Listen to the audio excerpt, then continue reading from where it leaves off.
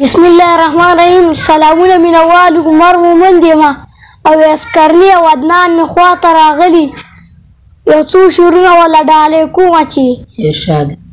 خلق خپلې په اصلي وحي لګیا دي خلق خپلې په اصلي وحي لګیا دي پښتانه یو بل تخفي وحي لګیا دي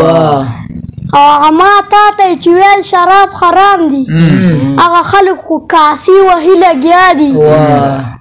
او ستاسو خار دی خو سنگار د چا په سر دی پښتانه پکې بیلچې وحي لګیا دي او خدای ښکلی باران وکړي موسم یخ کړي پیغلې ځان له لوپټې وحي لګیا دي منیر جانه لیوني ته یې نه اورې لیوني درته نارې وحي لګیا دي څو شعرونه نور هم ولا ډالې کوم چې د امن د موضوع نه خو آباد خلک خبر وي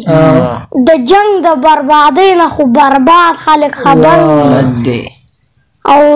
ته نه مانې خو ما او تا ښه ټیک ټاک غلامان یو اشنا د ازادۍ نه خو آزاد خلک خبر وي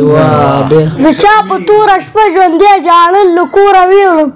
د دې نه به د ټول اسلام آباد خلک خبر وي